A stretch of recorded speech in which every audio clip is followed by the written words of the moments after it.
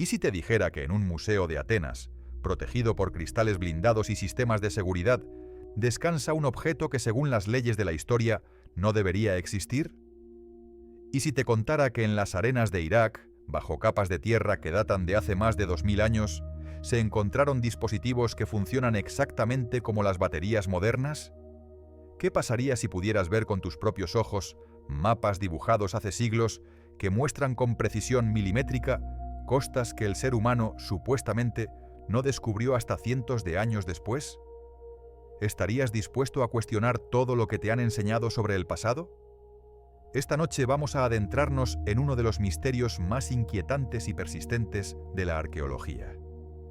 Vamos a hablar de artefactos que desafían la línea temporal, de objetos que aparecen en épocas donde, según los libros de texto, la humanidad no poseía el conocimiento necesario para crearlos.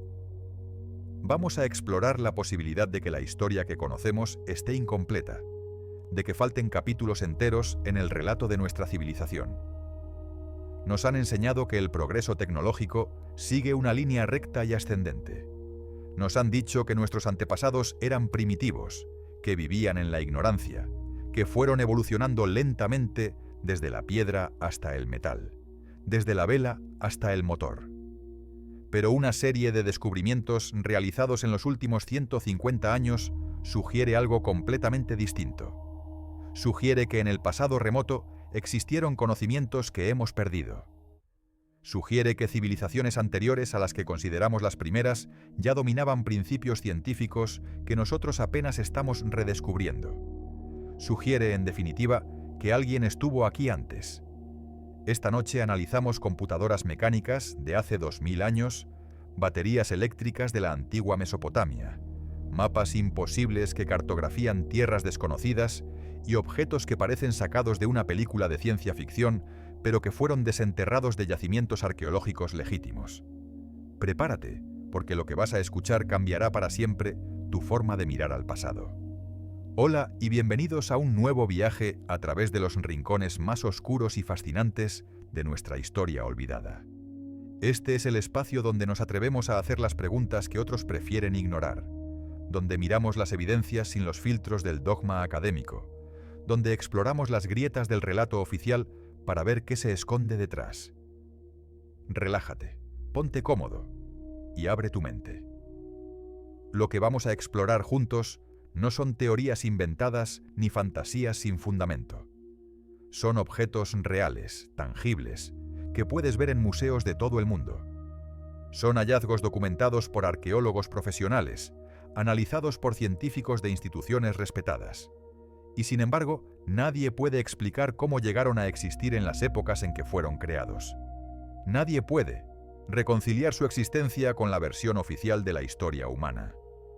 Si te gusta cuestionar la realidad, si disfrutas pensando más allá de lo establecido, quédate conmigo. Y si al final de este viaje sientes que tu perspectiva ha cambiado, aunque sea un poco, considera suscribirte para seguir explorando juntos estos misterios que nos conectan con nuestro pasado más remoto. Déjame contarte cómo empezó todo. O mejor dicho, déjame contarte cómo empezamos a darnos cuenta de que algo no cuadraba. Durante siglos, la visión de la historia humana fue relativamente simple. Nacimos como especie hace unos 300.000 años.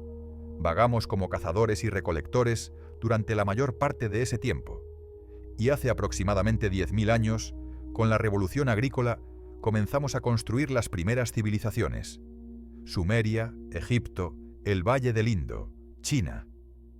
Estas fueron las cunas de la humanidad, los lugares donde inventamos la escritura, las matemáticas, la arquitectura, la astronomía. Todo lo que vino después fue construido sobre esos cimientos. Esta narrativa tiene sentido, es lógica, es ordenada. Y durante mucho tiempo, nadie tuvo razones para cuestionarla. Pero entonces empezaron a aparecer cosas, objetos que no encajaban, artefactos que cuando los analizabas de cerca, te hacían fruncir el ceño y preguntarte si no te estarías perdiendo algo. Descubrimientos que los arqueólogos metían en cajas, guardaban en sótanos de museos y preferían no mencionar demasiado en sus publicaciones. Porque admitir que existían significaba admitir que el modelo estaba equivocado. Y eso era algo que muy pocos estaban dispuestos a hacer. El problema es que estos objetos siguieron apareciendo y siguieron siendo inexplicables.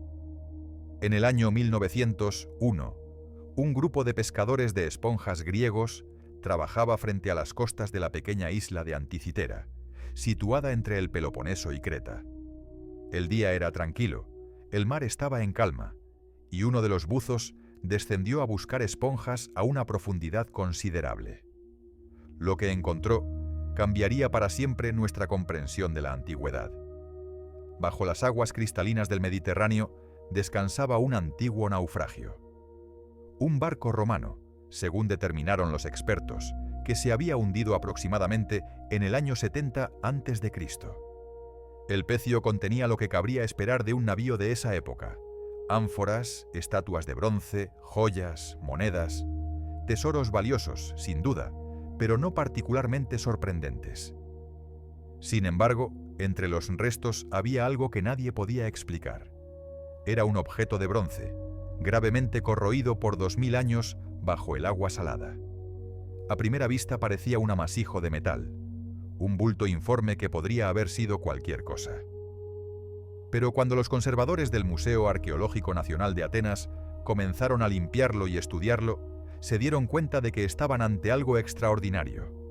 El objeto resultó ser un mecanismo compuesto por al menos 30 engranajes de bronce, perfectamente tallados, que encajaban entre sí con una precisión asombrosa. Los dientes de estos engranajes eran triangulares, diseñados para minimizar la fricción y maximizar la transmisión de fuerza. El dispositivo cabía en una caja de madera no más grande que una caja de zapatos moderna.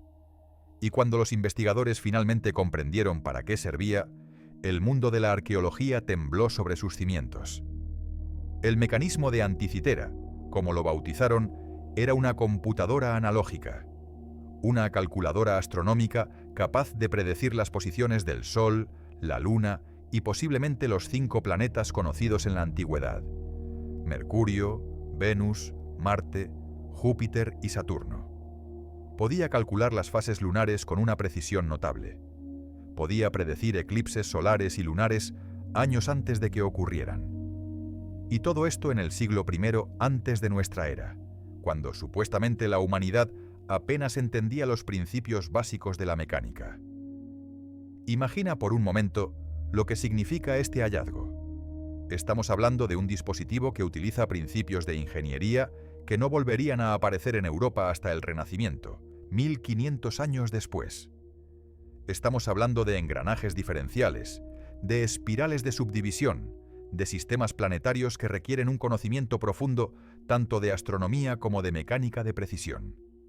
Estamos hablando de algo que, según todo lo que sabemos sobre la tecnología antigua, simplemente no debería existir. Los investigadores modernos han dedicado décadas a estudiar el mecanismo de Anticitera. Con tomografía computarizada, con rayos X, con tecnología de imagen tridimensional, han mapeado cada engranaje, cada inscripción, cada fragmento. Y cada nuevo descubrimiento solo aumenta el misterio. En los fragmentos del mecanismo hay inscripciones en griego antiguo, miles de caracteres grabados con precisión microscópica que funcionaban como una especie de manual de instrucciones.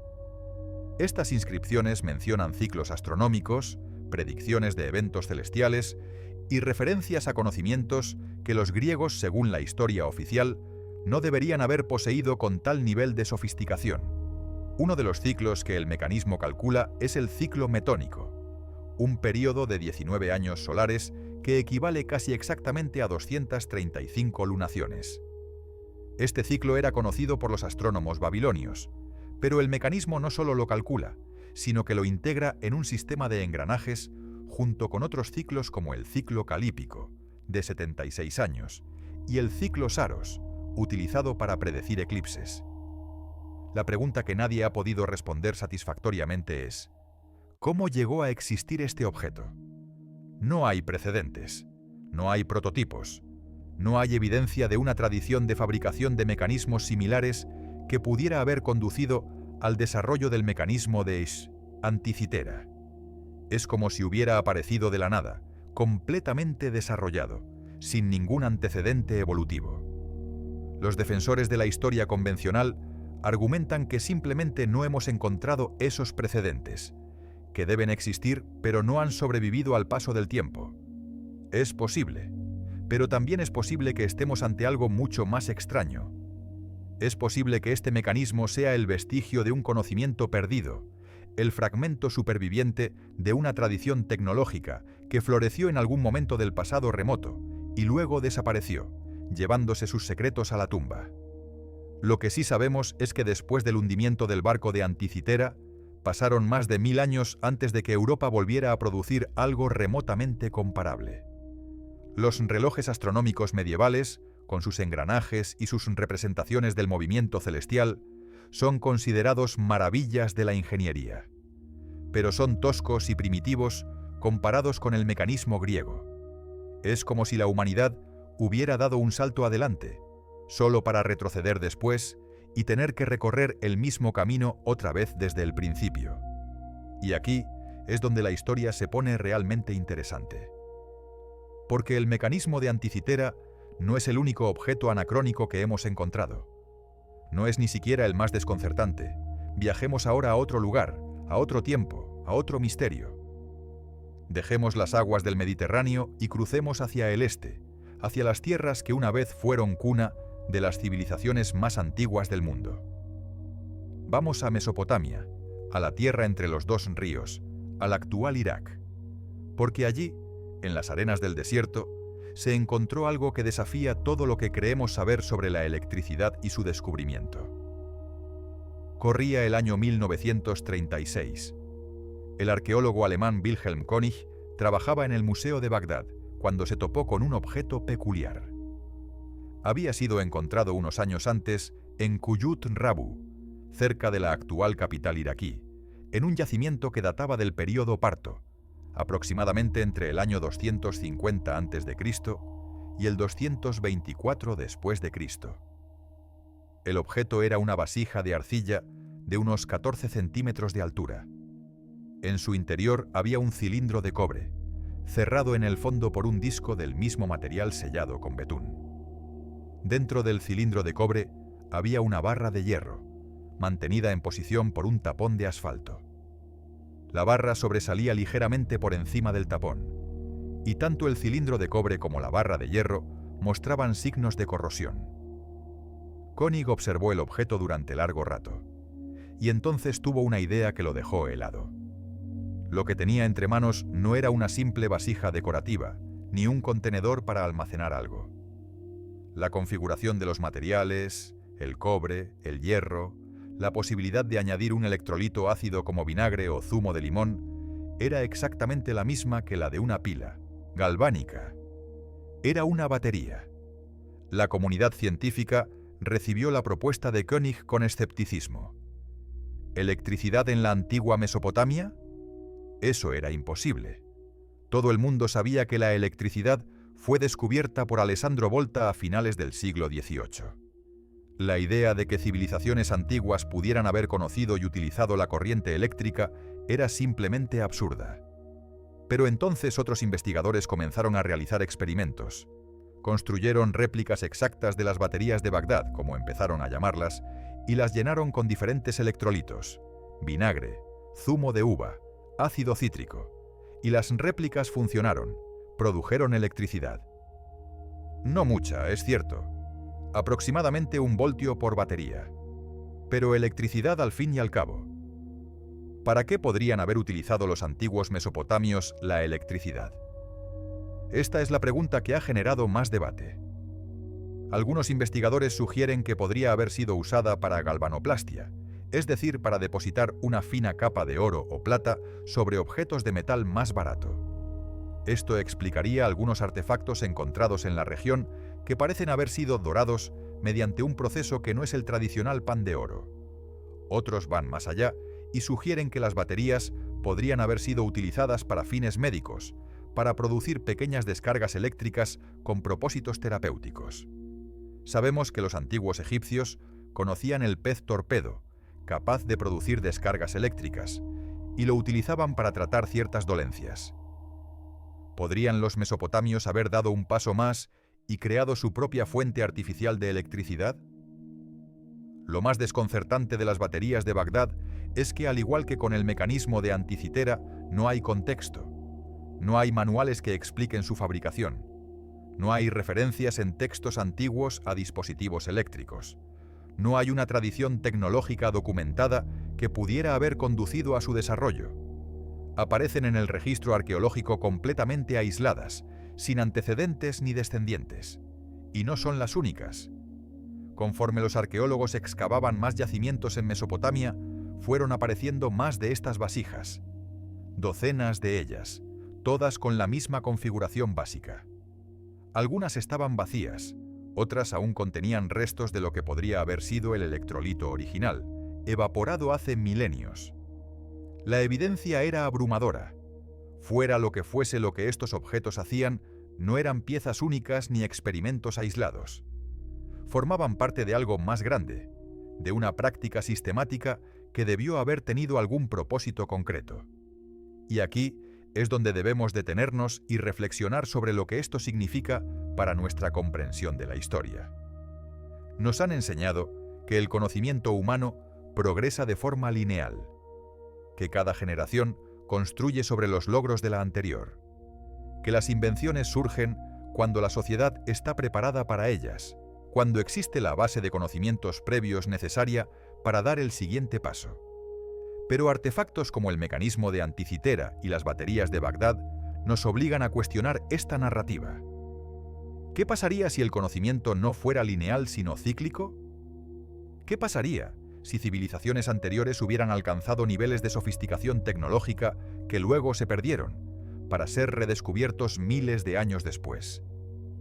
¿Qué pasaría si la historia que conocemos fuera solo el último capítulo de un libro mucho más largo, cuyos capítulos anteriores se han perdido en las brumas del tiempo? Estas son preguntas incómodas. Preguntas que desafían paradigmas establecidos y que pueden hacer temblar los cimientos de disciplinas académicas enteras. Pero son preguntas que debemos hacer si queremos entender realmente quiénes somos y de dónde venimos. Porque la evidencia sigue acumulándose, y cada nuevo descubrimiento añade otra pieza al rompecabezas. Viajemos ahora al otro lado del mundo, al corazón de América del Sur, a las selvas de Costa Rica. Allí, ocultas durante siglos bajo la vegetación tropical, esperaban las esferas de piedra más perfectas jamás creadas por el ser humano. Las esferas de Costa Rica, conocidas localmente como las bolas, fueron descubiertas en la década de 1930 por trabajadores de la United Fruit Company, que desbrozaban la selva para plantar platanares. Lo que encontraron los dejó sin palabras. Eran esferas de piedra, cientos de ellas. Algunas pequeñas como pelotas de tenis, otras enormes, de más de 2 metros de diámetro y más de 15 toneladas de peso. Y todas, absolutamente todas, eran perfectamente esféricas. No aproximadamente redondas, no más o menos circulares, perfectamente esféricas, con desviaciones de menos de medio centímetro incluso en las más grandes. Fabricar una esfera perfecta de piedra es extraordinariamente difícil. Requiere un control absoluto del material, una comprensión precisa de la geometría y herramientas capaces de trabajar la piedra con una precisión milimétrica. Las esferas de Costa Rica están hechas de grano diorita, una roca ígnea extremadamente dura, mucho más dura que el granito común. Trabajarla requiere o bien herramientas de metal muy duro, o bien una paciencia y habilidad que rayan en lo sobrehumano. Y aquí viene el problema. La civilización que creó estas esferas, que los arqueólogos identifican con la cultura diquís, no tenía herramientas de metal cuando comenzó a producirlas. Según la datación arqueológica, las esferas más antiguas fueron fabricadas alrededor del año 300 de nuestra era. En esa época, los habitantes de la región utilizaban herramientas de piedra, hueso y madera. No disponían de aleaciones metálicas capaces de cortar la granodiorita con la precisión necesaria para lograr esfericidad perfecta. Entonces, ¿cómo lo hicieron? Los arqueólogos han propuesto varias teorías. Algunas sugieren que las esferas fueron trabajadas mediante abrasión, frotando piedras más duras contra la superficie durante meses o incluso años hasta conseguir la forma deseada. Otras proponen que se utilizó calor controlado para fracturar la piedra y darle forma gradualmente. Pero ninguna de estas teorías explica satisfactoriamente cómo se logró la precisión geométrica observada. Porque no estamos hablando de piedras redondeadas, estamos hablando de esferas matemáticamente perfectas. Para lograr eso sin instrumentos de medición modernos, sin tornos, sin tecnología de precisión, se necesitaría un nivel de habilidad y conocimiento que simplemente no encaja con lo que sabemos de la cultura diquís. Y hay otro misterio asociado a las esferas: su disposición. Cuando fueron descubiertas, muchas de ellas estaban alineadas en patrones geométricos, líneas rectas, triángulos, círculos. Los investigadores han especulado que estas alineaciones podrían tener significado astronómico, que podrían señalar hacia puntos específicos del horizonte donde salen o se ponen determinadas estrellas o constelaciones. Pero la verdad es que nadie sabe con certeza para qué servían las esferas ni por qué fueron colocadas donde las encontramos.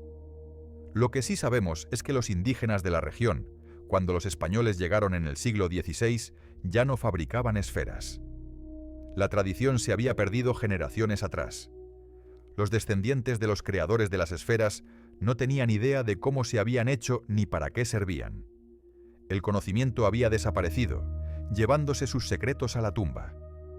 Este es un patrón que vamos a ver repetirse una y otra vez a lo largo de esta noche. Civilizaciones que alcanzan logros tecnológicos extraordinarios, que luego se pierden sin dejar rastro. Conocimientos que florecen durante un tiempo y después se desvanecen, como si nunca hubieran existido. Es como si la humanidad sufriera de una especie de amnesia colectiva, olvidando periódicamente lo que alguna vez supo. Y mientras las esferas de Costa Rica plantean preguntas sobre la capacidad técnica de nuestros antepasados, hay otros artefactos que desafían no solo nuestra comprensión de la tecnología antigua, sino nuestra propia concepción del tiempo y del espacio. Hablemos ahora de algo que ha desconcertado a historiadores, cartógrafos y científicos durante más de 500 años. Hablemos de mapas. Pero no de cualquier mapa. Hablemos de mapas que muestran tierras que, según la historia oficial, no habían sido descubiertas cuando fueron dibujados. Hablemos de mapas que representan costas con una precisión que no debería haber sido posible hasta la invención del cronómetro marino en el siglo XVIII. Hablemos de mapas que parecen haber sido copiados de fuentes mucho más antiguas, fuentes que se han perdido en el tiempo, pero cuyo eco persiste en estos documentos imposibles. El más famoso de todos ellos es el mapa de Piri Reis. Piri Reis era un almirante otomano del siglo XVI, un navegante experimentado y un cartógrafo respetado. En el año 1513 compiló un mapamundi utilizando, según sus propias anotaciones, una veintena de mapas más antiguos como fuentes. Algunos de estos mapas, escribió Piri Reis, databan de la época de Alejandro Magno. Otros eran árabes, otros portugueses, y algunos, afirmaba el almirante, provenían de fuentes cuyo origen ni él mismo conocía. El mapa de Piri Reis fue descubierto en 1929 en el Palacio de Topkapi, en Estambul. Solo sobrevive un fragmento del original, aproximadamente un tercio del mapa completo, que muestra la costa occidental de África, la costa oriental de América del Sur y lo que parece ser la costa norte de la Antártida. Y aquí es donde las cosas se ponen extrañas.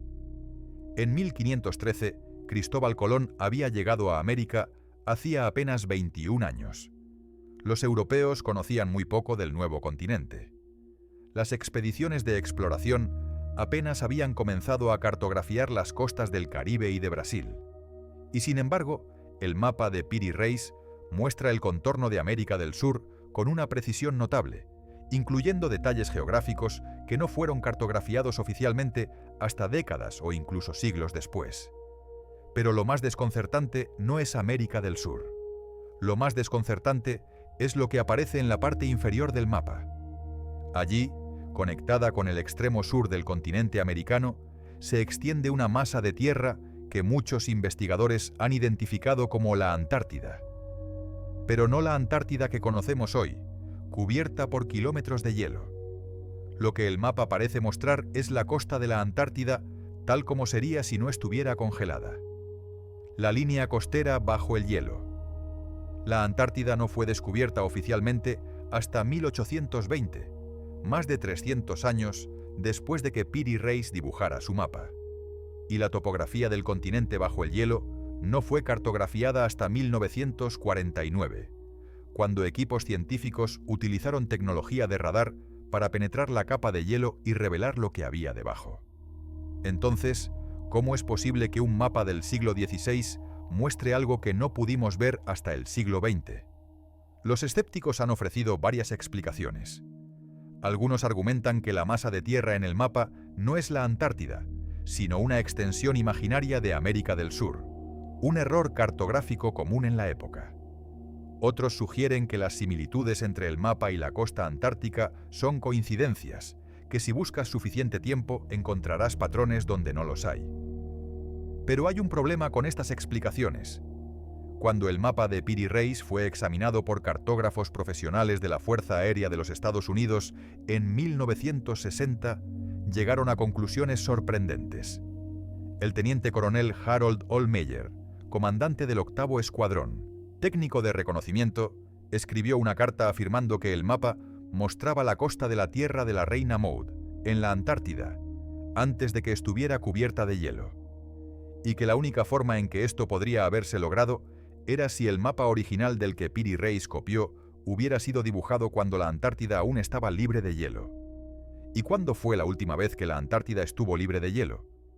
Según los geólogos, hace al menos 6.000 años. Posiblemente mucho más. Esto significa que, si la interpretación es correcta, alguien cartografió la Antártida hace miles de años, antes del surgimiento de las civilizaciones que consideramos las primeras. Alguien con la capacidad de navegar hasta el continente más remoto de la Tierra, de cartografiar sus costas con precisión y de transmitir ese conocimiento a través de los milenios hasta que llegó a manos de un almirante otomano en el siglo XVI. ¿Quién fue ese alguien? Esta es la pregunta que nadie ha podido responder. Y el mapa de Piri Reis no está solo. Existe toda una familia de mapas antiguos que muestran anomalías similares, mapas que parecen contener información que no debería haber estado disponible para sus creadores. El mapa de Oronteus Phineus, dibujado en 1531, muestra la Antártida con montañas, ríos y costas, que corresponden notablemente a la topografía del continente bajo el hielo. El mapa de Philip Buach, de 1737, va aún más lejos y representa la Antártida como dos masas de tierra separadas por un canal, exactamente como la topografía submarina revelaría siglos después. El mapa de Haji Ahmed, de 1559, muestra la costa occidental de América del Norte con una precisión sorprendente, incluyendo Alaska y el estrecho de Bering, regiones que no fueron exploradas por los europeos hasta el siglo XVIII. El mapa de Zeno, de 1380, muestra Groenlandia sin hielo, con montañas y valles que coinciden con estudios modernos realizados mediante sondeo de radar. Uno por uno, estos mapas podrían ser descartados como errores, coincidencias o exageraciones, pero tomados en conjunto, forman un patrón que es difícil de ignorar. Parece como si los cartógrafos medievales y renacentistas hubieran tenido acceso a fuentes de información mucho más antiguas, fuentes que reflejaban un conocimiento geográfico que se había perdido y que ellos mismos no podían comprender completamente. Las anotaciones de Piri Reis en su mapa son particularmente reveladoras. El almirante otomano describe sus fuentes con detalle, mencionando mapas árabes, mapas portugueses y mapas que, según él, databan de la época de Alejandro Magno, es decir, del siglo IV a.C. Piri Reis no afirma haber cartografiado estas tierras él mismo. Admite abiertamente que está compilando información de fuentes más antiguas, fuentes cuyo origen último desconocía. ¿De dónde venían esos mapas originales? ¿Quién los dibujó? ¿Cómo obtuvieron información que no debería haber sido accesible hasta milenios después? Estas preguntas nos llevan a considerar una posibilidad inquietante: la posibilidad de que existiera una civilización marítima avanzada en un pasado remoto, una civilización capaz de navegar por todos los océanos del mundo, de cartografiar costas en todos los continentes, y cuyo conocimiento se transmitió fragmentariamente a través de los siglos hasta llegar a nosotros en forma de estos mapas imposibles. Los antiguos griegos hablaban de los atlantes, un pueblo de navegantes y constructores que dominaba los mares antes del diluvio. Los egipcios conservaban registros de Zep-Tepi, el primer tiempo, una era dorada en que los dioses caminaban entre los hombres y el conocimiento fluía libremente. Los sumerios escribieron sobre los Apkallu, seres de sabiduría que emergieron del mar para enseñar a la humanidad las artes de la civilización. Culturas de todo el mundo conservan memorias de una época anterior, de un tiempo antes del tiempo, cuando existía un conocimiento que luego se perdió. ¿Y si estos mitos no fueran fantasías? ¿Y si fueran recuerdos distorsionados de una realidad histórica, ecos de una civilización que existió antes de la nuestra y que fue destruida por algún cataclismo global? Esta es una teoría controvertida, sin duda. Una teoría que la arqueología convencional rechaza porque implica reescribir los libros de historia desde el principio. Pero es una teoría que los mapas imposibles hacen cada vez más difícil de ignorar. Dejemos ahora los mapas y volvamos a los objetos físicos, porque hay un artefacto en particular que, aunque menos famoso que el mecanismo de Anticitera, plantea preguntas igualmente desconcertantes sobre el conocimiento tecnológico de nuestros antepasados. En el patio de la mezquita de Quwwatul Islam, en Delhi, India, se alza una columna de hierro de más de 7 metros de altura. La columna fue erigida alrededor del año 400 de nuestra era, durante el reinado de Chandragupta II, y lleva una inscripción en sánscrito dedicada al dios hindú Vishnu. A primera vista, una columna de hierro de hace 1600 años no parece particularmente extraordinaria. El hierro era conocido y trabajado en la India desde hacía siglos. Los herreros indios eran famosos por la calidad de su trabajo. ¿Qué tiene de especial esta columna en particular? La respuesta es simple: no se oxida. Durante más de 1600 años, el pilar de hierro de Delhi ha permanecido expuesto a los elementos: lluvia, sol, humedad, los monzones anuales que empapan la ciudad. Condiciones que deberían haber convertido cualquier objeto de hierro en un montón de óxido en cuestión de décadas. Y sin embargo, la columna permanece casi intacta, con solo una fina capa de herrumbre superficial que no ha progresado significativamente en siglos. ¿Cómo es esto posible? Los metalurgistas modernos han analizado la composición de la columna y han encontrado algo extraordinario. El hierro del pilar contiene un porcentaje inusualmente alto de fósforo, aproximadamente un 1%, mucho más que el hierro ordinario. Este fósforo, combinado con las condiciones específicas del proceso de forjado utilizado, ha creado una capa protectora de fosfato de hierro cristalino en la superficie del metal, una capa que impide que el oxígeno penetre y cause oxidación. En otras palabras, los herreros indios del siglo V dominaban una técnica de metalurgia que produjo, de manera intencional o accidental, un hierro resistente a la corrosión. Una técnica que la metalurgia moderna no redescubrió hasta bien entrado el siglo XX. Pero la pregunta persiste: ¿fue intencional o accidental? Si fue accidental, estamos ante una coincidencia extraordinaria, un golpe de suerte que produjo un material con propiedades excepcionales. Pero si fue intencional, entonces los herreros indios de hace 1600 años poseían conocimientos metalúrgicos que superaban los nuestros en ciertos aspectos. Conocimientos que, una vez más, se perdieron y no fueron recuperados hasta nuestra era moderna. Y el pilar de Delhi no es el único ejemplo de metalurgia antigua inexplicable. En China se han encontrado artefactos de aluminio que datan de hace más de 1700 años. El aluminio es un metal que, aunque abundante en la corteza terrestre, es extremadamente difícil de extraer de su mineral. Requiere un proceso de electrólisis que consume grandes cantidades de electricidad, un proceso que no fue desarrollado hasta 1886.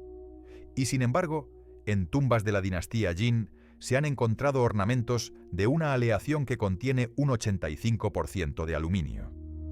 ¿Cómo extrajeron los antiguos chinos aluminio puro sin electricidad?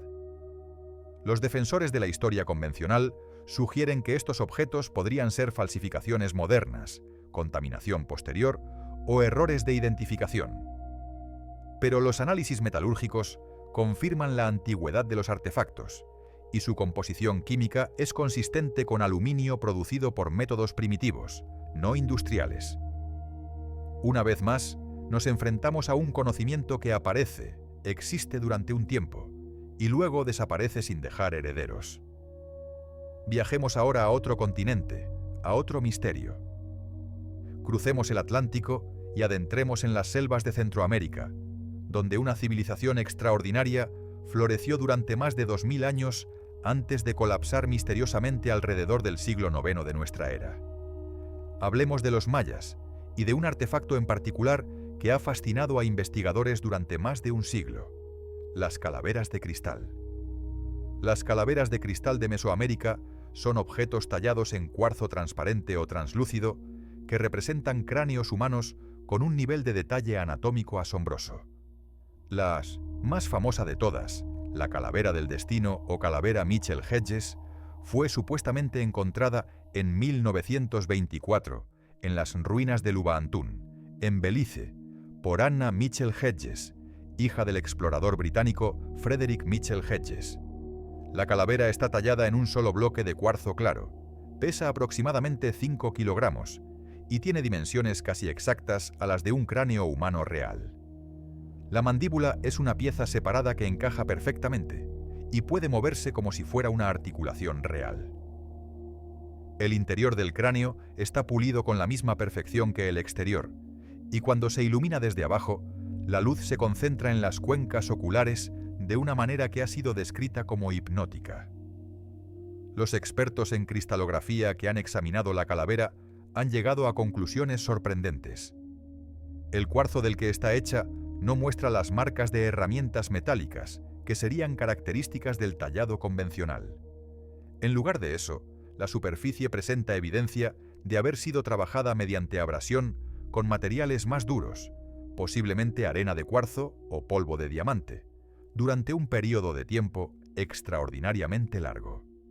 En 1970, investigadores de Hewlett-Packard, la empresa de tecnología, analizaron la calavera Mitchell-Hedges y estimaron que haberla tallado utilizando los métodos que aparentemente se emplearon habría requerido un mínimo de 300 años de trabajo continuo.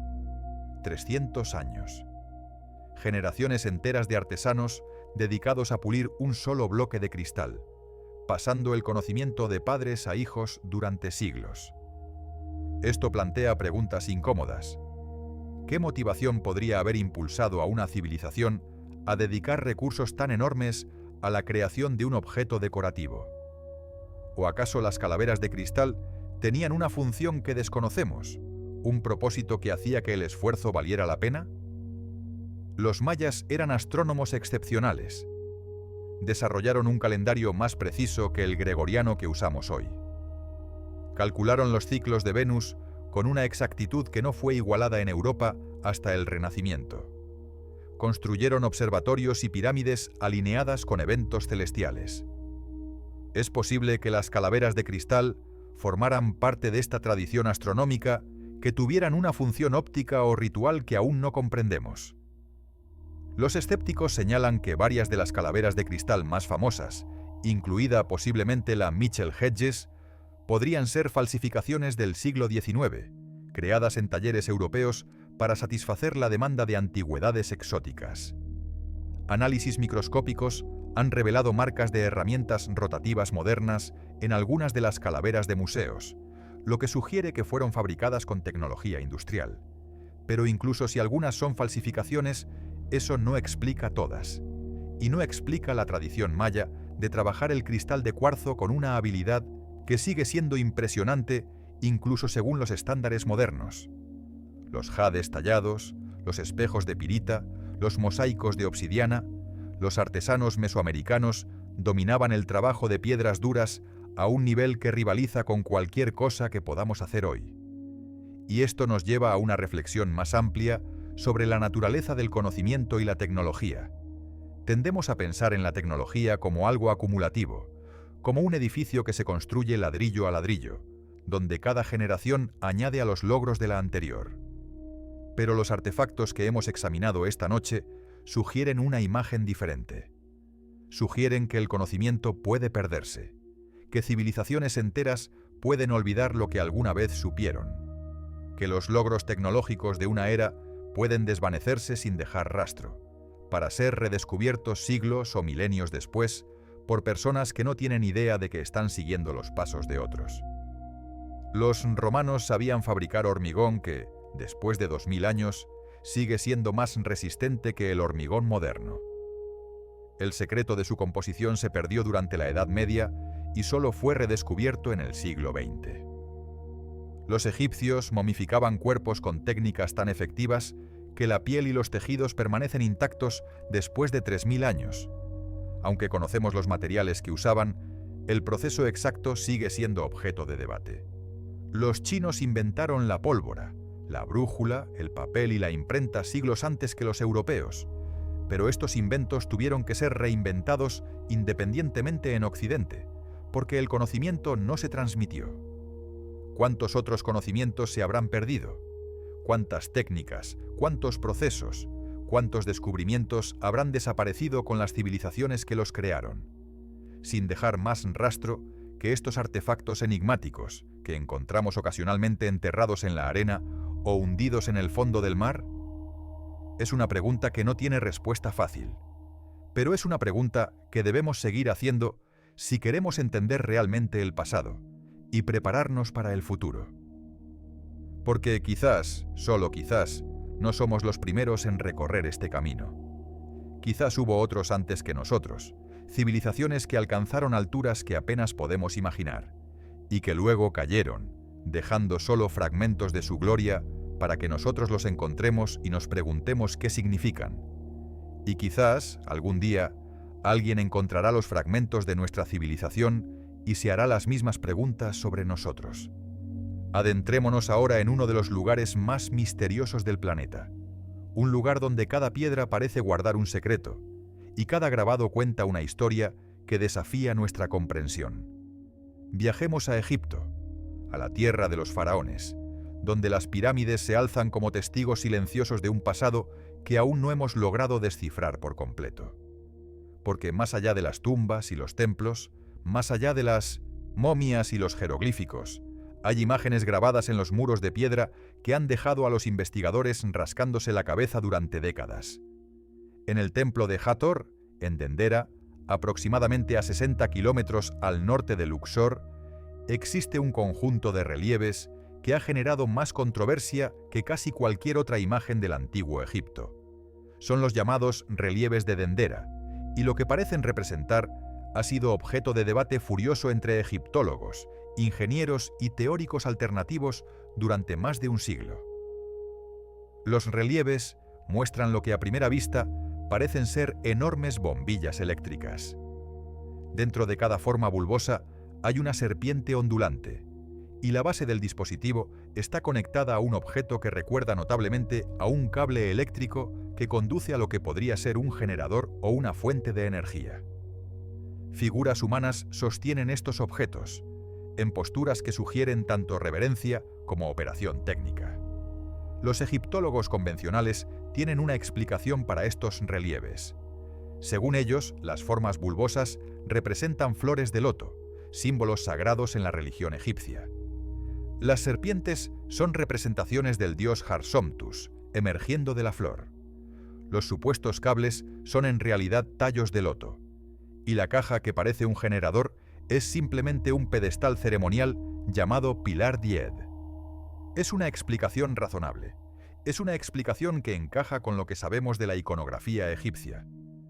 Pero hay quienes no están convencidos. Los ingenieros que han examinado los relieves señalan detalles que la interpretación convencional no explica satisfactoriamente. La forma de las bombillas es notablemente consistente con los tubos de Crookes, dispositivos de descarga eléctrica inventados en el siglo XIX. La postura de las figuras humanas con las manos colocadas en puntos específicos de los dispositivos, sugiere operación técnica más que adoración religiosa. Y hay otros detalles, como los aisladores que parecen separar los cables de las manos humanas, que resultan difíciles de explicar si estamos ante simples representaciones simbólicas de flores. Pero lo más intrigante no son los relieves en sí, sino el contexto en que se encuentran. Las cámaras donde están grabados estos relieves son las criptas más profundas del templo de Hathor, espacios subterráneos sin ventanas ni aberturas al exterior. Son lugares donde la oscuridad es absoluta, donde no penetra un solo rayo de luz solar. Y sin embargo, los muros de estas criptas están cubiertos de relieves exquisitamente tallados, pintados con colores vibrantes que aún hoy pueden apreciarse. ¿Cómo tallaron y pintaron los egipcios en la oscuridad total? La respuesta convencional es que utilizaron antorchas o lámparas de aceite. Pero hay un problema con esta explicación. No hay hollín. Las paredes y techos de las criptas de Dendera, a pesar de haber sido supuestamente iluminadas con fuego durante años de trabajo artístico, no muestran las manchas negras de hollín, que serían inevitables si se hubieran usado llamas abiertas en un espacio cerrado sin ventilación. Este misterio se repite en otros lugares de Egipto. Las cámaras interiores de las pirámides, los corredores subterráneos de los templos, las tumbas excavadas en la roca. Todos ellos contienen obras de arte elaboradas, realizadas en condiciones de oscuridad total, sin rastros de hollín en las paredes. Algunos han sugerido que los egipcios podrían haber utilizado espejos para reflejar la luz solar hacia el interior de estas estructuras. Es una teoría ingeniosa, pero los cálculos ópticos demuestran que la luz se debilitaría demasiado después de unas pocas reflexiones, insuficiente para iluminar el trabajo de precisión que vemos en las paredes. Otros han propuesto que los egipcios dominaban alguna forma de iluminación limpia, sin humo ni hollín, quizás lámparas químicas basadas en reacciones fosforescentes, quizás bioluminiscencia cultivada de alguna manera, o quizás, como sugieren los relieves de Dendera, algún tipo de tecnología eléctrica que hemos olvidado. Es una idea radical, sin duda, una idea que la egiptología oficial rechaza categóricamente. Pero es una idea que los propios egipcios parecen haber representado en sus muros, dejándonos con un acertijo que aún no hemos resuelto. Y hablando de Egipto, hay otro artefacto que merece nuestra atención. Un objeto pequeño, aparentemente insignificante, que ha generado un debate tan intenso como los relieves de Dendera. Se conoce como el pájaro de Saqqara, y su historia es tan fascinante como enigmática. En 1898, durante las excavaciones de una tumba en Saqqara, la gran necrópolis situada al sur de El Cairo, los arqueólogos encontraron un pequeño objeto de madera de sicómoro. Tenía aproximadamente 14 centímetros de largo y pesaba menos de 40 gramos. A primera vista, parecía una representación estilizada de un pájaro, quizás un halcón, uno de los animales sagrados del antiguo Egipto.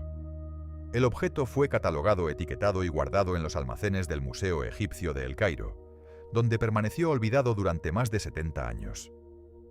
Hasta que en 1969, un médico y arqueólogo aficionado llamado Khalil Mesija lo redescubrió.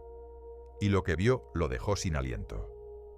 El pájaro de Saqqara no se parecía a ninguna otra representación de aves del antiguo Egipto. Mientras que las figuras de pájaros egipcias típicamente tienen las alas plegadas o extendidas lateralmente, este objeto tenía las alas inclinadas hacia abajo, en un ángulo que Mesija reconoció inmediatamente. Era el ángulo de un ala aerodinámica, era el ángulo que proporciona sustentación. Pero lo más extraordinario era la cola. Los pájaros reales tienen colas horizontales que se despliegan como abanicos.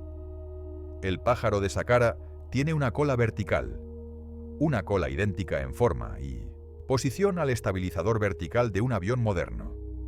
Mesija, que también era aeromodelista, construyó una réplica del objeto y la probó. La réplica voló. No solo planeó, sino que voló de manera estable y controlada, exactamente como lo haría un modelo de planeador diseñado con conocimientos modernos de aerodinámica. ¿Habían inventado los egipcios la aviación? ¿O al menos habían comprendido los principios del vuelo, ¿Lo suficiente como para construir modelos funcionales de aeronaves? La comunidad científica reaccionó con escepticismo, como era de esperar. Los críticos señalaron que el objeto probablemente era un juguete, una veleta, o simplemente una representación estilizada de un pájaro que casualmente tenía propiedades aerodinámicas. La cola vertical, argumentaron, podría haberse roto de una cola horizontal original. Las proporciones aerodinámicas podrían ser coincidencia. Pero hay detalles que no encajan con estas explicaciones. El objeto está perfectamente equilibrado, con el centro de gravedad situado exactamente donde debería estar para un planeador funcional. Las alas están talladas con un perfil alar sutil pero reconocible, más gruesas en el borde delantero y afilándose hacia el borde posterior. Y en la parte inferior del cuerpo hay marcas que podrían indicar dónde se fijaba originalmente una pieza adicional, quizás un tren de aterrizaje o un soporte para el lanzamiento. Además, el pájaro de Saqqara no es único. En las colecciones de museos egipcios hay otros objetos similares, pequeñas figuras de madera con proporciones aerodinámicas que no corresponden a ningún pájaro conocido. Como si hubiera existido una tradición de fabricar estos modelos, una tradición cuyo propósito original se ha perdido. Esto nos lleva a una pregunta más amplia sobre el conocimiento egipcio que quizás hemos subestimado. Los egipcios construyeron estructuras que siguen desafiando nuestra comprensión de la ingeniería antigua. La Gran Pirámide de Giza, con sus millones de bloques de piedra ensamblados con precisión milimétrica. Los obeliscos de cientos de toneladas, extraídos de canteras a cientos de kilómetros de distancia y transportados hasta sus ubicaciones actuales. Los templos tallados en la roca viva, con columnas y capiteles que requieren un dominio absoluto de la geometría y la estática. ¿Es tan descabellado pensar que una civilización capaz de tales logros pudiera haber experimentado con los principios del vuelo? Los mitos egipcios están llenos de referencias al vuelo. Los dioses viajan en barcas celestiales. El faraón asciende al cielo para unirse a las estrellas. El alma del difunto vuela como un pájaro hacia el más allá. ¿Eran estas solo metáforas religiosas? ¿O podrían contener ecos de experiencias reales, de conocimientos técnicos expresados en lenguaje simbólico? No tenemos respuestas definitivas, pero tenemos preguntas, y a veces las preguntas correctas son más valiosas que las respuestas fáciles. Dejemos ahora Egipto y viajemos hacia el otro lado del mundo, hacia las selvas de América Central, hacia un misterio diferente pero igualmente desconcertante. Porque si el pájaro de Saqqara sugiere conocimiento de aerodinámica, hay otros artefactos en las Américas que parecen representar algo aún más sorprendente. En el Museo del Oro de Bogotá, Colombia, hay una colección de pequeñas figuras de oro que datan de la cultura quimbaya, que floreció entre los años 500 y 1000 de nuestra era. La mayoría de estas figuras representan animales reconocibles, pájaros, peces, insectos, lagartijas, pero hay algunas que no encajan en ninguna categoría conocida. Se les conoce como los aviones de oro quimbaya, y cuando los miras de cerca entiendes por qué. Estas figuras tienen cuerpos fusiformes, aerodinámicos. Tienen alas triangulares que se extienden horizontalmente desde el cuerpo. Tienen colas verticales, exactamente como los estabilizadores de los aviones modernos. Algunas incluso parecen tener tomas de aire o motores en la parte delantera del fuselaje. No se parecen a ningún animal conocido, ni vivo ni extinto. No hay pájaro, insecto ni pez con esa combinación de características. Pero se parecen extraordinariamente a aviones de combate modernos. En 1996, dos ingenieros aeronáuticos alemanes, Peter Belting y Konrad Lubers, decidieron poner a prueba los objetos quimbaya. Construyeron réplicas a escala ampliada, manteniendo exactamente las mismas proporciones que los originales, y les añadieron motores y sistemas de radiocontrol. Las réplicas volaron perfectamente. No solo se mantuvieron en el aire, sino que realizaron maniobras acrobáticas, loops, toneles, vuelos invertidos. Eran aeronáuticamente estables y controlables, exactamente como cabría esperar de un diseño de avión bien pensado. Los escépticos argumentan que estas figuras representan peces voladores, o quizás algún insecto estilizado. Señalan que las culturas precolombinas nunca desarrollaron tecnología de vuelo motorizado, que no tenían los materiales ni los conocimientos necesarios para construir aeronaves funcionales. Y probablemente tienen razón. Es extremadamente improbable que los quimbaya volaran en aviones de oro hace 1000 años. Pero entonces, ¿cómo explicamos el diseño? ¿Cómo explicamos que unos orfebres precolombinos crearan accidentalmente modelos que cumplen con los principios de la aerodinámica moderna? ¿Fue pura casualidad? ¿O estaban representando algo que habían visto, algo que existía en su mundo o en su memoria colectiva? Es una pregunta incómoda, una pregunta que no tiene respuesta fácil. Sigamos viajando, sigamos explorando.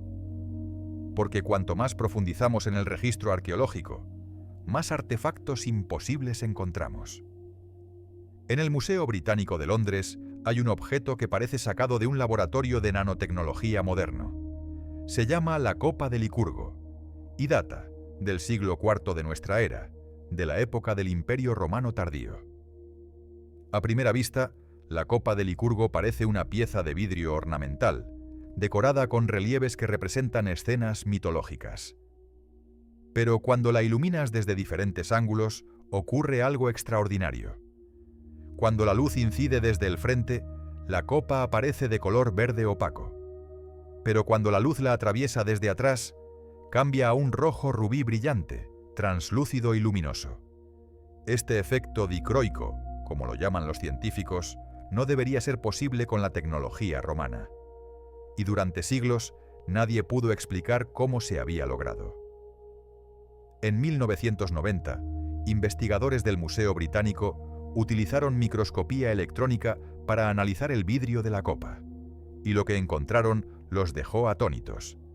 El vidrio contenía nanopartículas de oro y plata, partículas tan pequeñas que solo miden unos 50 nanómetros de diámetro, unas 1000 veces más pequeñas que un grano de sal. Estas nanopartículas están dispersas uniformemente por todo el vidrio, y son ellas las que causan el efecto de cambio de color. Cuando la luz incide sobre las partículas, diferentes longitudes de onda son absorbidas o reflejadas dependiendo del ángulo, produciendo los colores verde y rojo que vemos.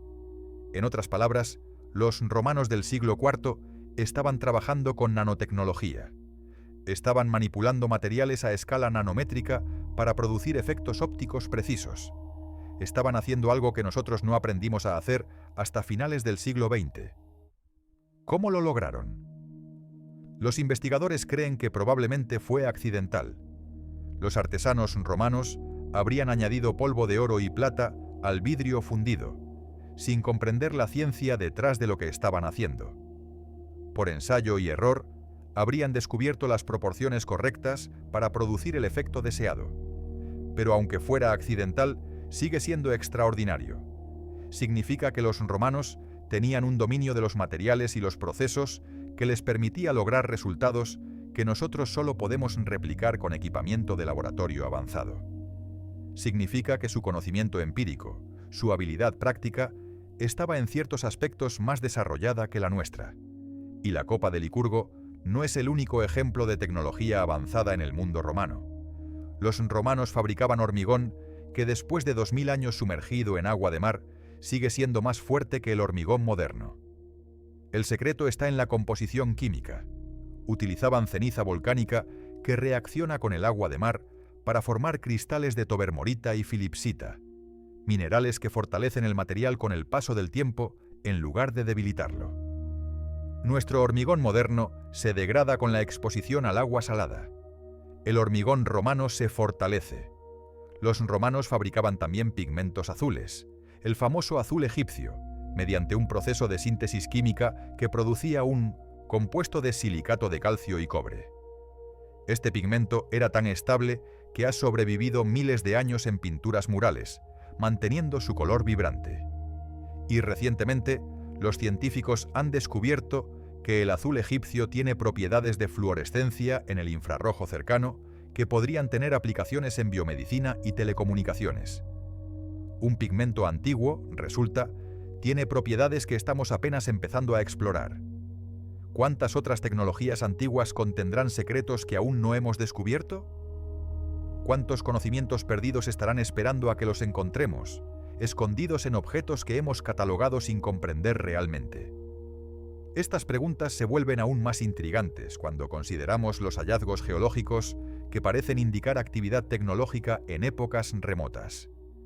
En 1972, en la mina de uranio de Oklo, en Gabón, África Occidental, físicos franceses hicieron un descubrimiento que desafiaba la lógica.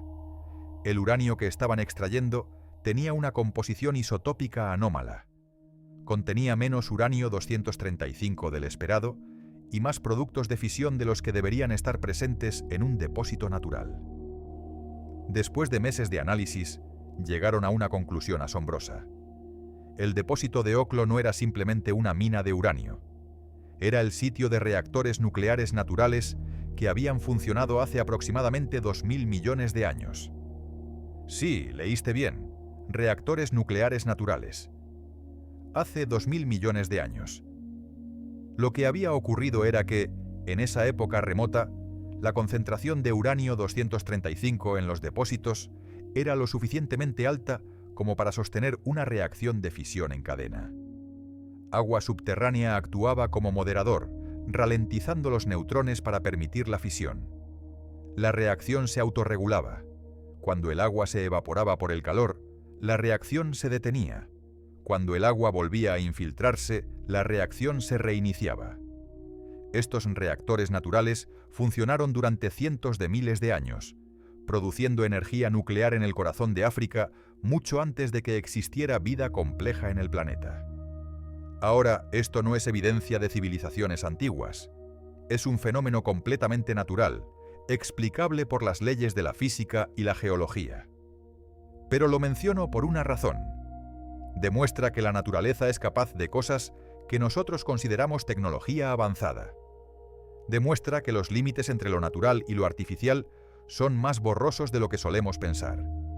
Y esto nos lleva a preguntarnos: si encontráramos evidencia de actividad nuclear en el pasado geológico reciente, digamos hace 10.000 o 20.000 años, ¿podríamos distinguir si fue natural o artificial?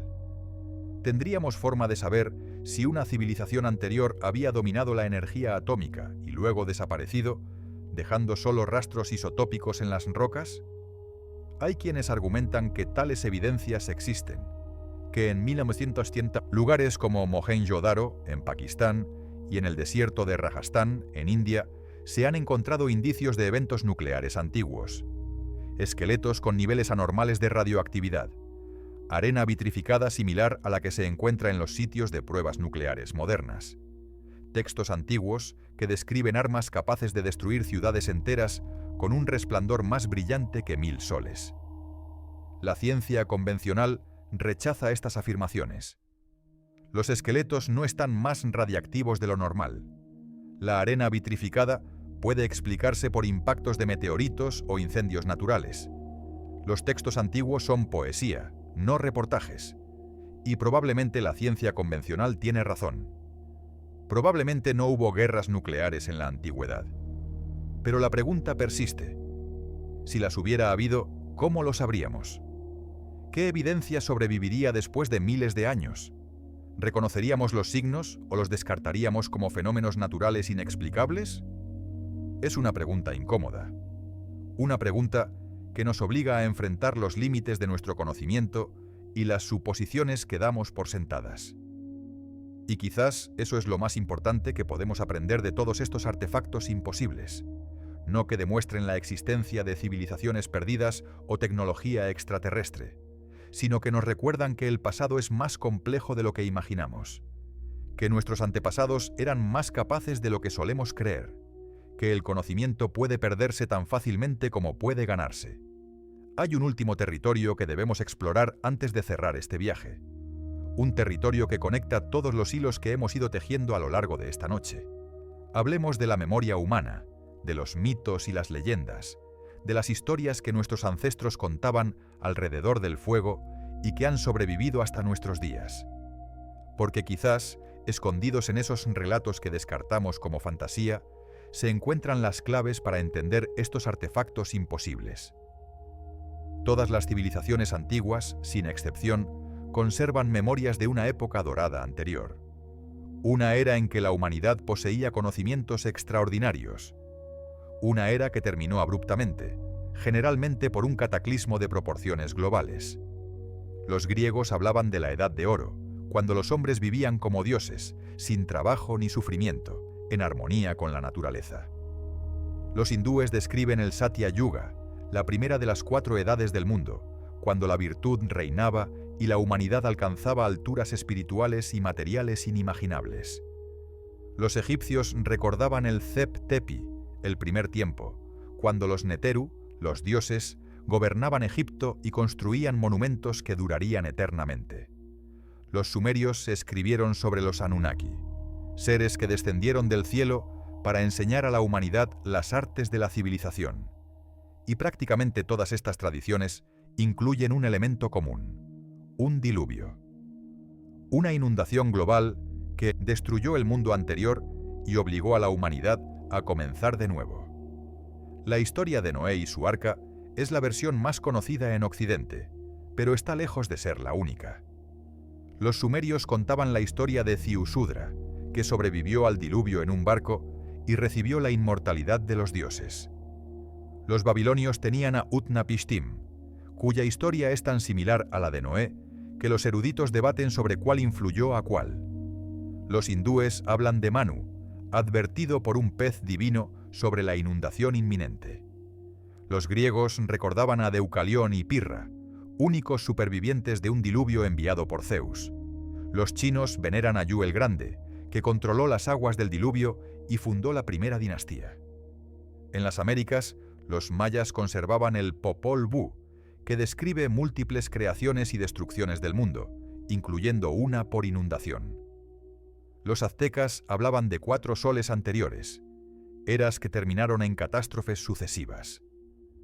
Los incas recordaban a Viracocha emergiendo del lago Titicaca después del diluvio para recrear la humanidad. Los Hopi del sudoeste norteamericano mantienen tradiciones de 3 mundos anteriores, cada uno destruido cuando la humanidad se corrompió. ¿Coincidencia? ¿Invención paralela? ¿O memoria compartida de un evento real? Durante mucho tiempo, los científicos descartaron los mitos del diluvio como fantasía religiosa, como explicaciones primitivas para fenómenos naturales locales. Pero la geología moderna ha revelado algo sorprendente. Hubo eventos cataclísmicos globales al final de la última edad de hielo, hace aproximadamente 11.700 años. Cuando los glaciares que cubrían gran parte del hemisferio norte comenzaron a derretirse, el nivel del mar subió dramáticamente. No fue un proceso gradual y uniforme. Hubo pulsos de deshielo masivo, momentos en que enormes lagos de agua de deshielo retenidos tras barreras de hielo rompieron esas barreras y se vaciaron en los océanos en cuestión de días o semanas. El más dramático de estos eventos fue probablemente el vaciado del lago Agassiz, un lago glacial que cubría partes de lo que hoy es Canadá y el norte de Estados Unidos. En su máxima extensión, el lago Agassiz contenía más agua que todos los lagos actuales del mundo combinados. Cuando las barreras de hielo que lo contenían finalmente cedieron, esa agua se vertió en el océano Atlántico en un tiempo geológicamente instantáneo. El resultado fue un aumento súbito del nivel del mar de varios metros. Costas que habían sido habitadas durante generaciones quedaron sumergidas. Poblaciones enteras habrían tenido que huir tierra adentro, abandonando sus hogares, sus cultivos, sus ciudades. Para los supervivientes habría parecido literalmente el fin del mundo. ¿Y si los mitos del diluvio fueran memorias distorsionadas de estos eventos reales? ¿Y si las leyendas de una edad dorada anterior recordaran una civilización que existió antes del 1800 cataclismo, una civilización cuyos logros fueron barridos por las aguas y cuyos conocimientos se perdieron casi por completo? Esta idea, que durante mucho tiempo fue considerada pseudociencia, está ganando credibilidad entre algunos investigadores serios, no porque haya evidencia directa de una civilización avanzada prediluviana, sino porque cada vez es más difícil explicar ciertos hallazgos sin ella. Consideremos Göbekli Tepe, el yacimiento arqueológico en el sudeste de Turquía que ha revolucionado nuestra comprensión de la prehistoria. Göbekli Tepe fue construido hace aproximadamente 11.600 años, en el mismo periodo en que ocurrían los cataclismos de deshielo. Consiste en una serie de recintos circulares con enormes pilares de piedra tallados con relieves de animales: leones, toros, serpientes, zorros, buitres. Lo extraordinario de Göbekli Tepe es que fue construido por cazadores-recolectores. Personas que, según la historia convencional, no deberían haber tenido la organización social, los recursos ni los conocimientos necesarios para emprender un proyecto de construcción de semejante magnitud. Los pilares más grandes pesan más de 15 toneladas y fueron transportados desde canteras a cientos de metros de distancia sin animales de carga ni ruedas. Pero hay algo más.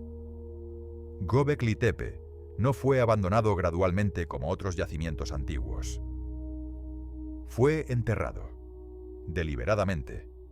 Sus constructores, o sus descendientes, cubrieron todo el complejo con toneladas de tierra y escombros, preservándolo para la posteridad como si quisieran protegerlo de algo. O como si quisieran que alguien, en algún momento futuro, lo encontrara y comprendiera su mensaje. ¿Qué mensaje? Esa es la pregunta. Algunos investigadores han propuesto que los relieves de Göbekli Tepe podrían ser un registro astronómico, un mapa del cielo en un momento específico del pasado. Los pilares centrales de cada recinto están orientados hacia puntos específicos del horizonte. Los animales tallados podrían representar constelaciones, no en su forma actual, sino como habrían aparecido hace miles de años, cuando la precesión de los equinoccios las habría colocado en posiciones diferentes. Si esta interpretación es correcta, Göbekli Tepe podría ser un mensaje a través del tiempo, un intento de comunicar información importante a generaciones futuras, utilizando un lenguaje que trasciende las barreras culturales, el lenguaje de las estrellas. ¿Qué información tan importante querían transmitir? Quizás una advertencia, quizás el registro de un cataclismo pasado y la predicción de uno futuro. Quizás el conocimiento de que estas catástrofes son cíclicas, que la historia se repite, que lo que le ocurrió a ellos podría ocurrirnos a nosotros.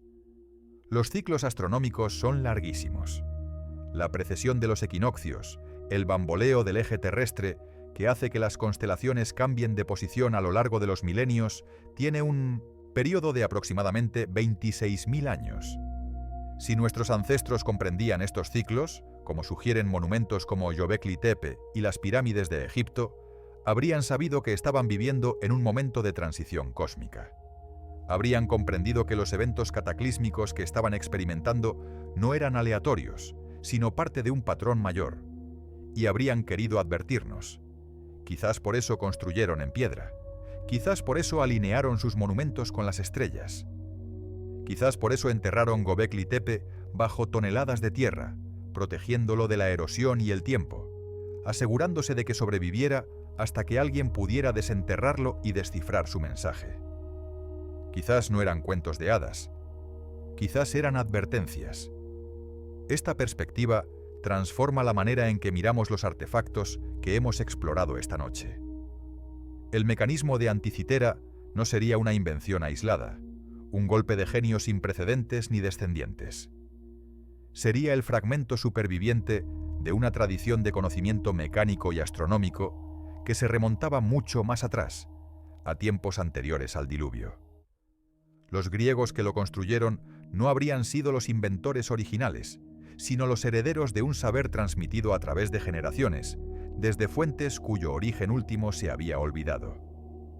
Las baterías de Bagdad no serían experimentos aleatorios con electroquímica, sino vestigios de una comprensión más profunda de la electricidad que había existido en el pasado y que se había degradado con el tiempo hasta convertirse en técnicas rituales cuyos usuarios ya no entendían completamente.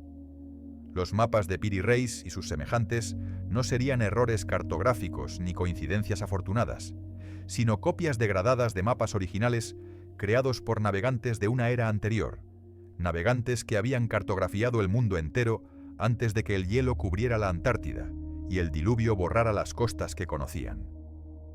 Las esferas de Costa Rica, los aviones de oro Quimbaya, el pájaro de Saqqara, todos estos objetos serían ecos de conocimientos perdidos, fragmentos de tecnologías que alguna vez fueron comprendidas y que ahora solo sobreviven como curiosidades inexplicables en las vitrinas de los museos.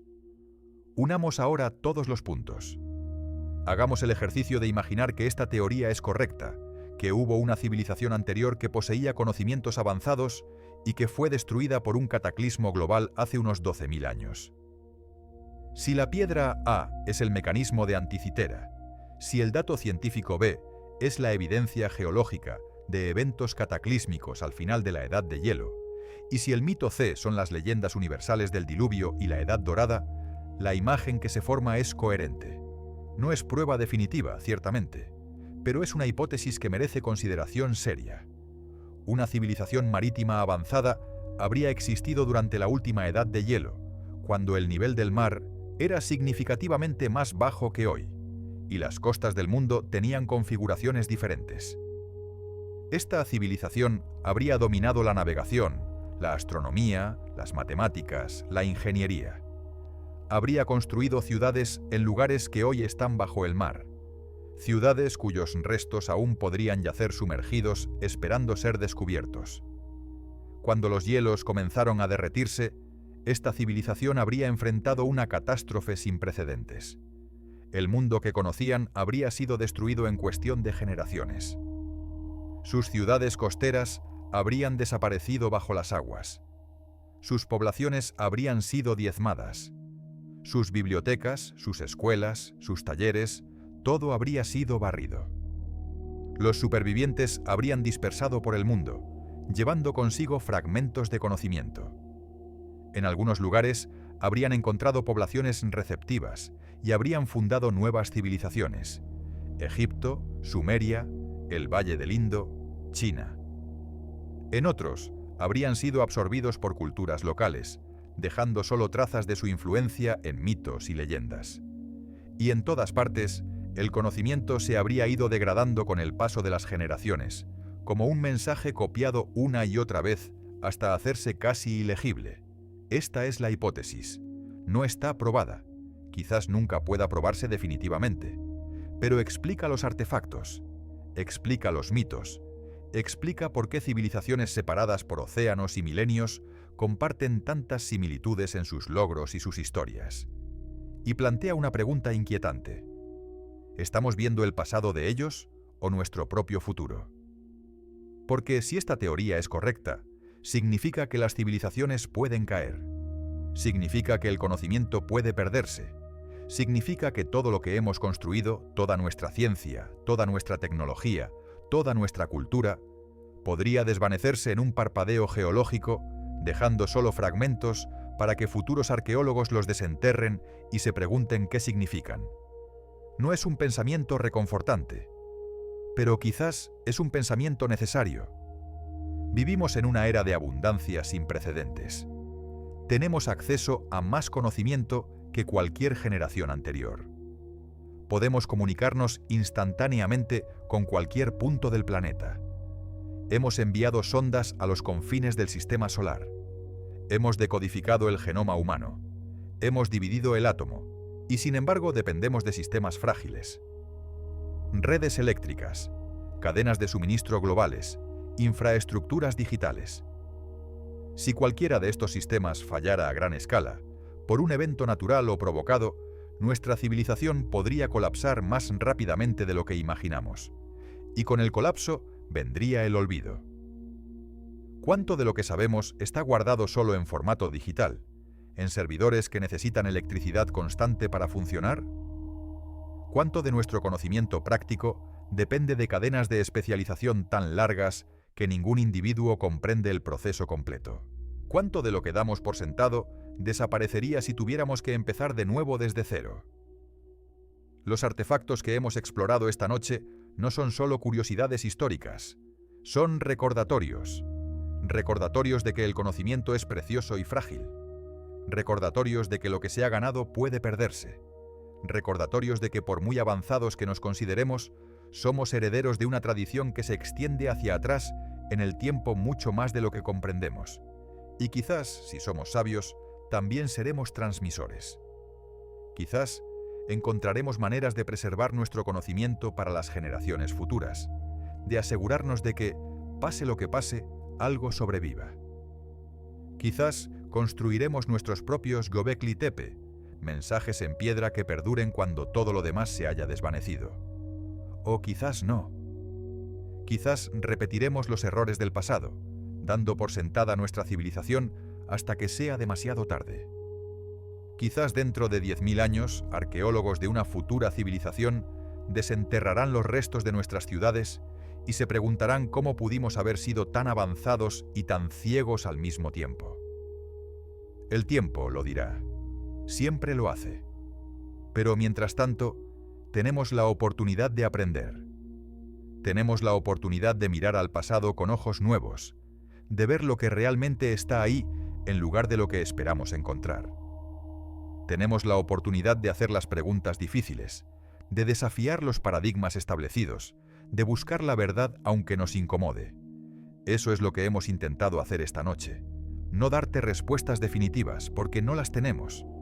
Nadie las tiene. Sino abrirte a posibilidades, mostrarte evidencias que merecen consideración, invitarte a pensar por ti mismo sobre qué significa realmente nuestro pasado. Porque el pasado no es un libro cerrado. Es un misterio en curso, una investigación que continúa, un rompecabezas cuyas piezas seguimos encontrando. Y cada nueva pieza, cada artefacto imposible, cada mapa que no debería existir, cada mecanismo que desafía la cronología, nos acerca un poco más a la verdad. Sea cual sea esa verdad. Si has llegado hasta aquí, si has viajado conmigo a través de mares antiguos y templos olvidados, a través de mitos de diluvio y cámaras secretas, a través de engranajes de bronce y esferas de piedra, entonces ya formas parte de esta búsqueda. Ya eres uno de los que se atreven a preguntar en lugar de aceptar pasivamente lo que les dicen. Y eso es valioso, más valioso de lo que puedes imaginar. Hola y gracias por haberme acompañado en este viaje a los rincones más oscuros y fascinantes de nuestra historia. Este ha sido un recorrido por los artefactos del futuro encontrados en el pasado, por la tecnología que no debería existir, por los misterios que desafían todo lo que creíamos saber. Si has disfrutado este viaje, si te ha hecho pensar, si ha despertado tu curiosidad por saber más, te invito a suscribirte al canal para seguir explorando juntos estos enigmas que nos conectan con nuestro pasado más remoto. Dale al botón de me gusta si este contenido te ha parecido interesante y déjame un comentario contándome cuál de los artefactos te ha resultado más desconcertante. Me encanta leer vuestras opiniones y teorías. Y recuerda, la verdad no teme a la investigación, solo teme al silencio. Hasta la próxima, viajero del tiempo. Que tus sueños te lleven a eras olvidadas y tu despertar te encuentre con más preguntas que respuestas, porque en esas preguntas está el comienzo de toda sabiduría. Buenas noches.